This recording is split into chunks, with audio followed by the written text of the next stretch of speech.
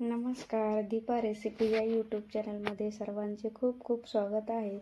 चला तर मग मी आज नाश्त्यासाठी बनवलेली एक रेसिपी आहे. अगदी झटपट होते आणि तुम्हीही ती नक्की करून बघा. आणि मी आज ही रेसिपी बटाट्यापासून बनवलेली आहे.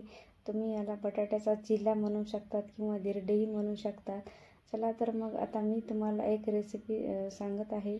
त्याचे एक बटाटा घ्या, एक टमॅटो, एक कांदा आणि एक हिरवी मिरची लागणार आहे. जर तुम्हाला अजून बटाटे टाकायचे असेल तर तुम्ही टाकू शकता. जर जास्त प्रमाणात करायचे असेल तर मी हे टिफिनसाठी करत आहे.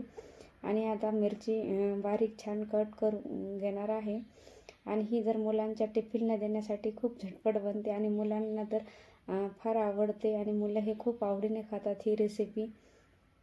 आणि वेळही खूप कमी लागते आणि रोजचं टेन्शन असतं ना टिफिनसाठी काय बनवायचं, तर हे झटपट तुम्ही ब्रेकफास्टसाठी ही रेसिपी करून बघू शकता. आता मी मिरची कट करून घेतलेली आहे. त्याचप्रमाणे आता मी कांदाही कट करून घेणार आहे. कांदा छान असा बारीक कट करून घ्यायचा आहे.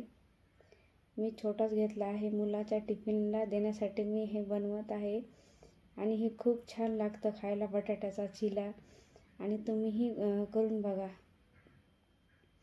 आणि आता हे अशाच प्रमाणे आपल्याला हे सर्व बटाटे हे कांदा बटाटा आपल्याला हे कट करून घ्यायचं आहे.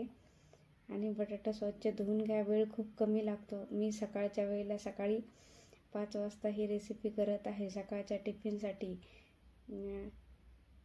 आणि तुम्हीही कधीही 4ला किंवा 5लाही करू शकतात ही रेसिपी.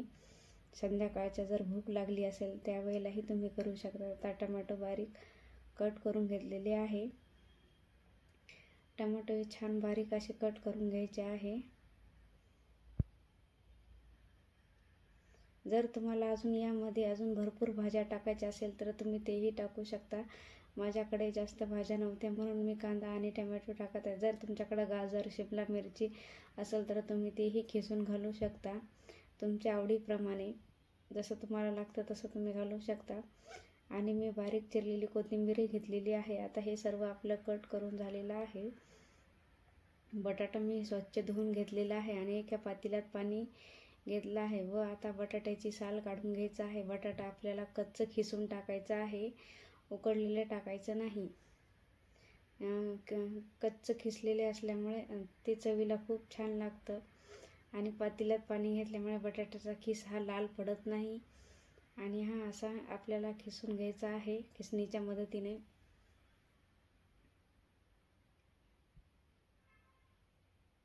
आता मी हा बटाटा खिसून घेत आहे. तुम्ही बघू शकता खिस आपला तयार झालेला आहे.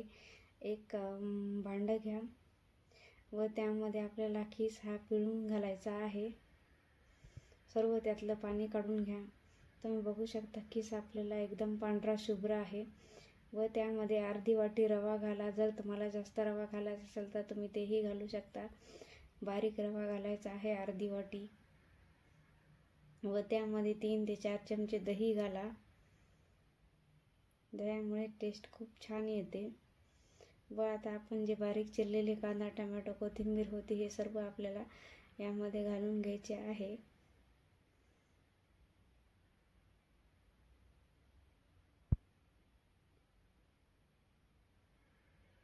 आणि आता चमच्याच्या मदतीने हे सर्व एकजीव करा.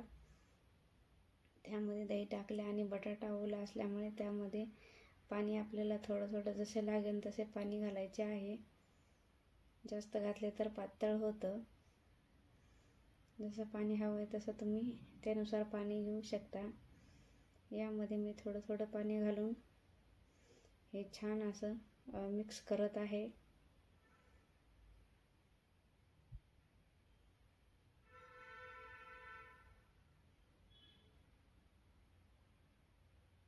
अजून थोडंसं पाणी लागणार आहे. मी थोडंसं पाणी घातलेलं आहे. आणि जसा रवा भिजेल ना तसं त्यानुसार पाणी आपल्याला घालायचे आहे.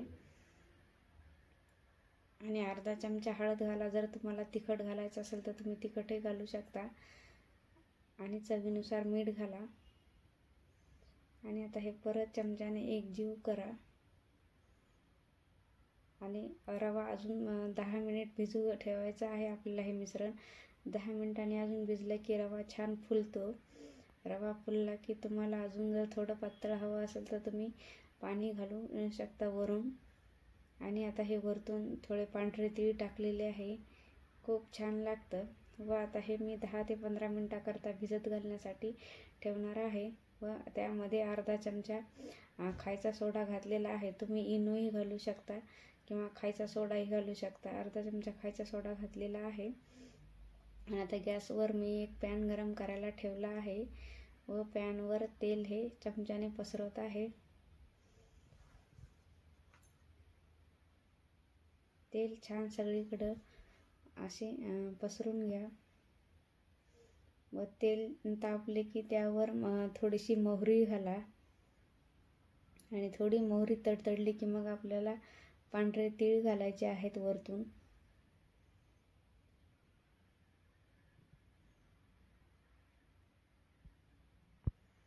आता मी पांढरे तीळ घालत आहे आणि पांढरे तीळही छान असे तडतड वाजायला लागले की मग आता आपल्या ह्या चमच्याने आपलं भिजलेले हे मिश्रण घालायचं आहे यामध्ये.